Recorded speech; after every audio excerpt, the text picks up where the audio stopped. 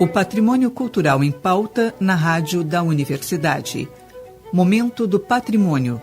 Produção e apresentação, Marcelo Coelho de Souza.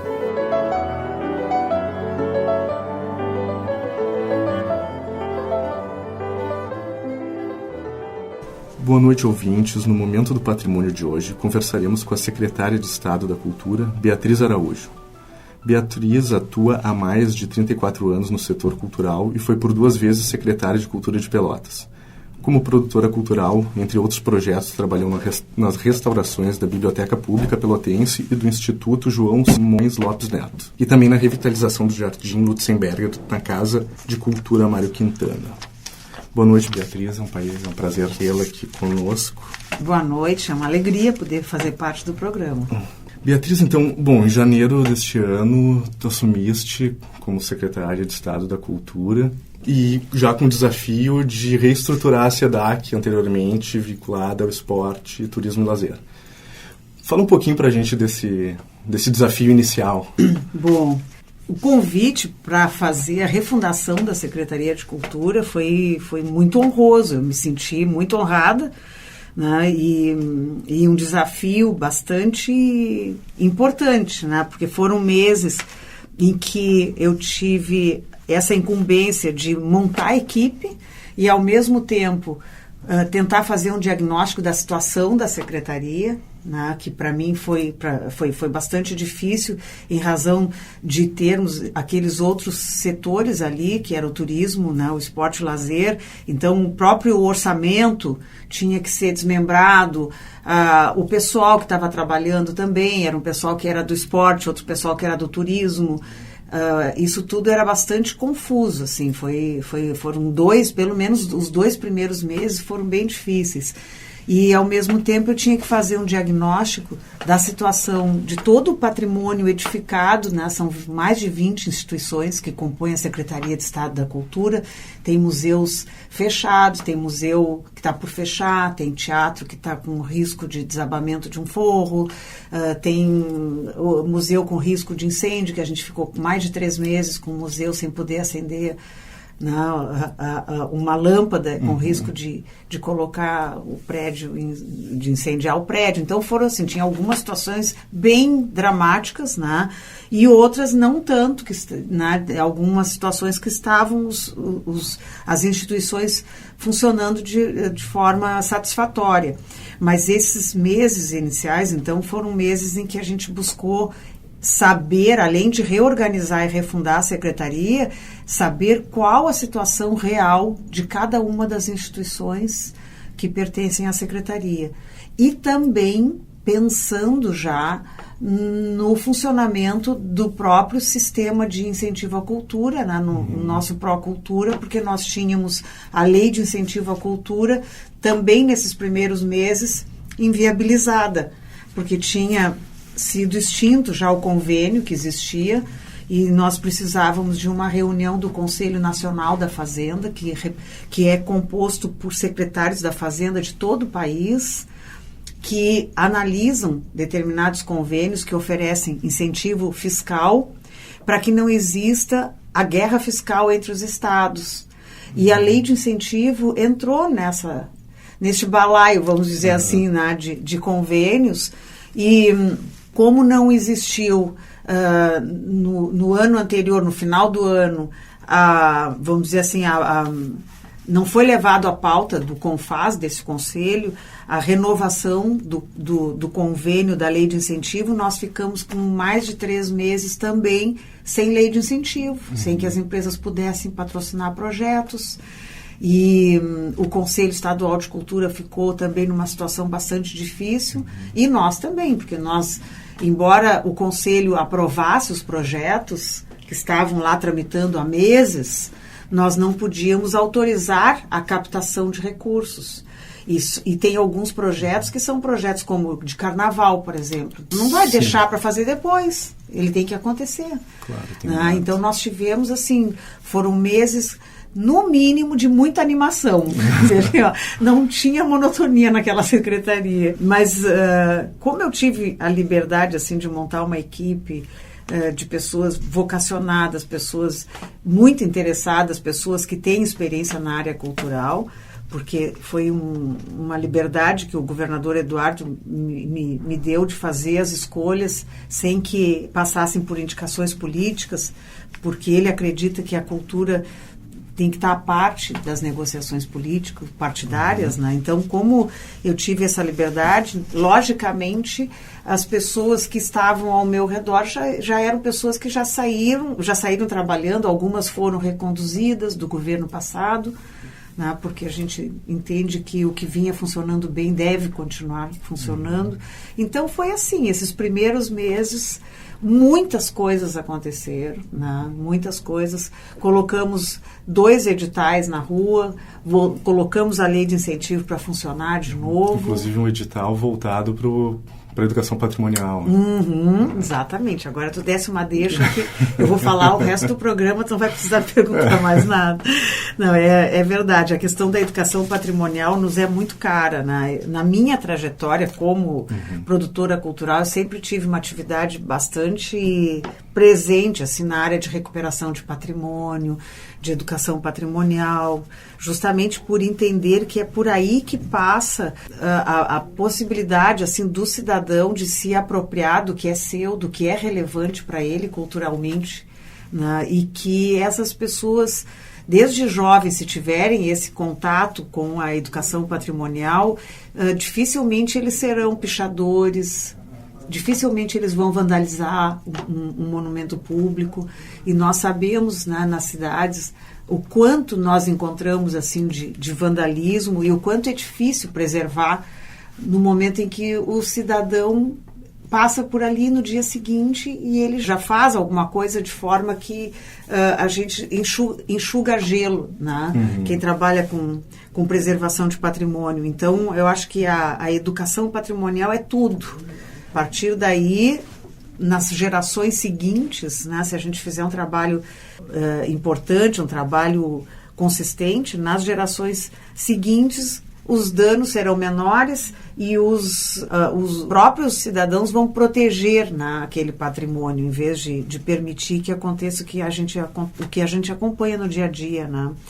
E aí fizemos, de fato, um edital voltado à educação patrimonial, um edital para municípios, ou seja, quem podia se inscrever eram gestores municipais de cultura, né, de qualquer município do Rio Grande do Sul. Nós disponibilizamos 1,5 milhão esse ano e até 32 municípios serão contemplados, que vão desenvolver atividades nessa área, né? E também fizemos, o governador já publicou um decreto que institui as festividades do Dia do Patrimônio para todo o Rio Grande do Sul. Isso, Beatriz, eu ia te perguntar até essa questão da tua trajetória ser muito voltada à educação patrimonial, inclusive como secretária de Cultura de Pelotas, tu foste responsável por assegurar uma verba do PAC Cidades Históricas e também pela idealização do Dia do Patrimônio, né, que agora vai ser replicado em âmbito estadual, né, a partir de um decreto do governador. Qual a importância tu vê desse reconhecimento, né, do Dia estadual? Quando nós fizemos o primeiro Dia do Patrimônio em Pelotas, eu propus às pessoas da Secretaria de Cultura e também da Universidade Federal de Pelotas e outras instituições que nós chamamos, convidando a todos para participarem do que eu chamo de festa cívica. Porque, na verdade, o poder público, ele simplesmente ele cria uma agenda, ele disponibiliza uma agenda. E nesse dia, nesse fim de semana, na verdade é um fim de semana, quem faz a festa é a sociedade civil, quer dizer, são os grupos organizados, grupos de teatro, grupos de dança, associações de amigos, de museus, de bibliotecas, promovem atividades e nós fazemos só a organização dessa agenda. No caso, em Pelotas, a prefeitura disponibilizava pequenos palcos em pontos estratégicos da cidade e cada palco daquele tinha uma série de atividades que acontecem durante aquele final de semana. Não tem, porque continua acontecendo.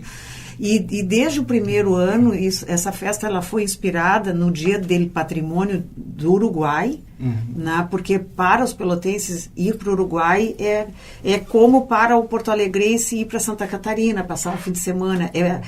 A proximidade é semelhante. Então, eu ia muito para o Uruguai e casualmente eu fui num determinado fim de semana no Uruguai que estava acontecendo o Dia do Patrimônio em todo o país.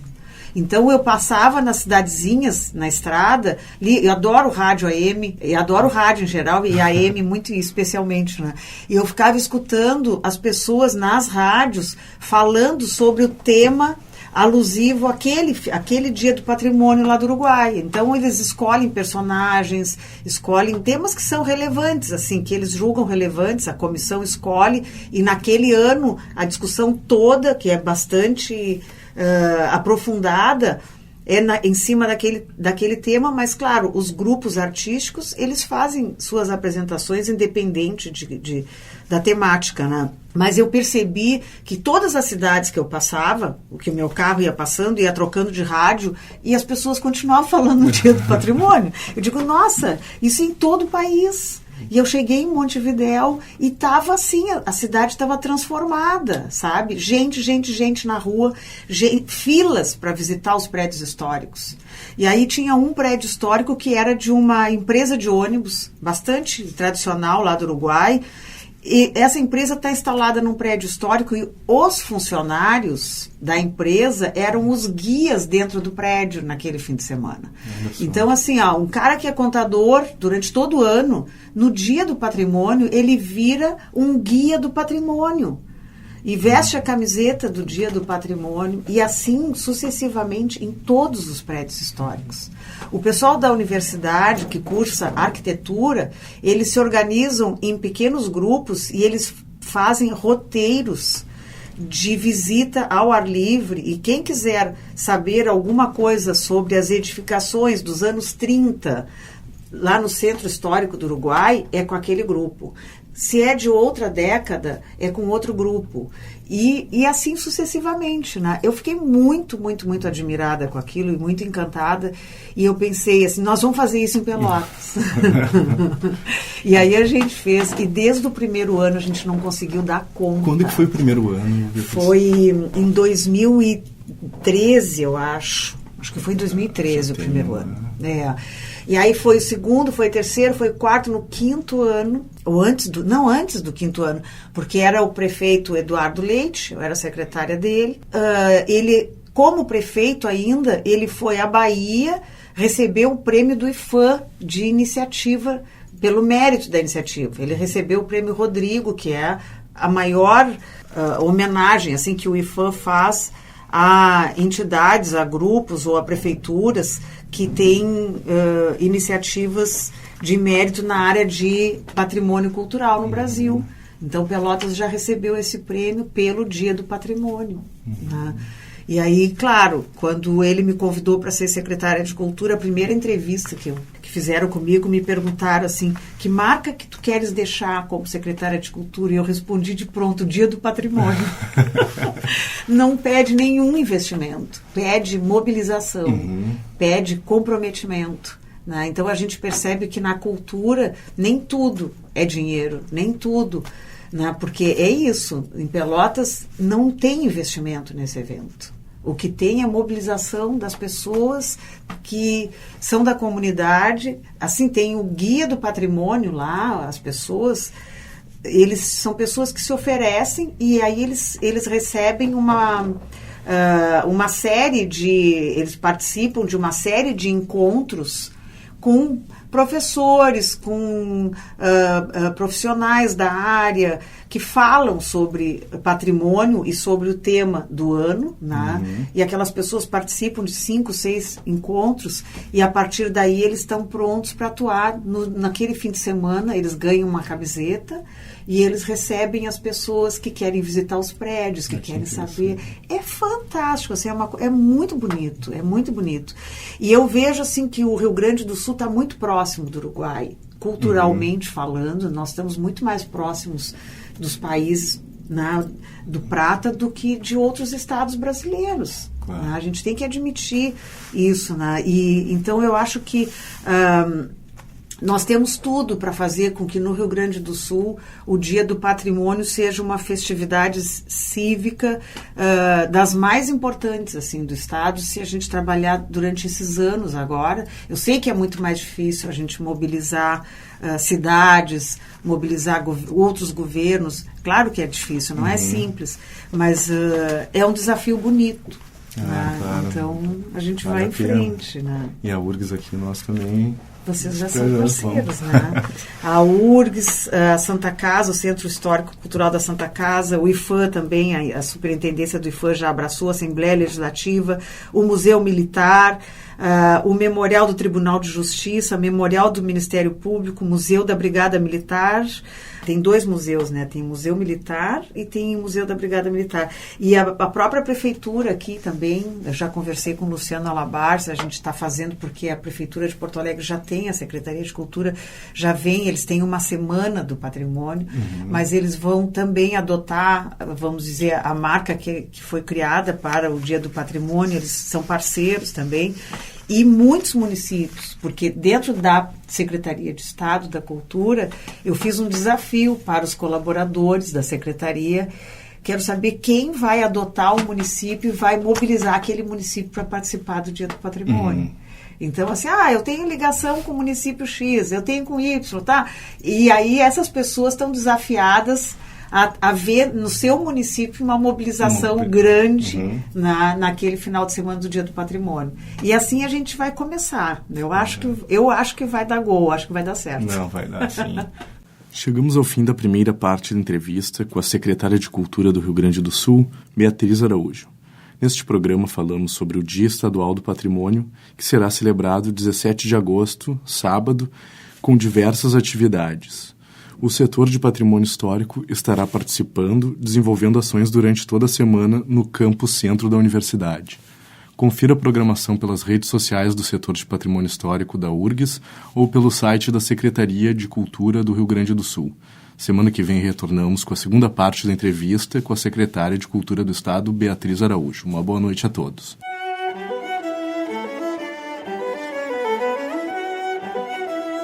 Este programa teve produção e apresentação de Marcelo Coelho de Souza, na técnica Jefferson Gomes.